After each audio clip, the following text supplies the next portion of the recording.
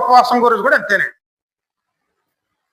దేవునితో సహవాసం చేయవలసిన మనము కేవలం కడుపు మాత్రమే మార్చుకుని దేవునితో సహవాసం పక్కన పెట్టేసి మనం అన్ని రకాల పనులు చేసుకుంటూ మనం ఉపవాసం ఉంటామండి.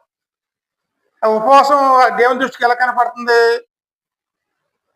ఒక వేషధారణ కింద అంత కనపడుతుంది.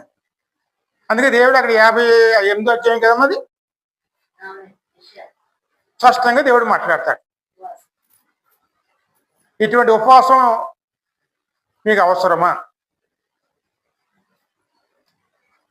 ఉపవాసము అంటే దేవునితో ప్రత్యేక వాసము, దేవునితో ప్రత్యేకంగా నివసించడం ఉపవాసం అండి. దేవునితో నివసించకుండా మనం లోకంతో నివసిస్తూ కేవలం మన అవసరాల కోసం మనం కడుపు మార్చుకుంటే అది దేవుడు ఎంతో వరకు దాన్ని అంగీకరిస్తాడు.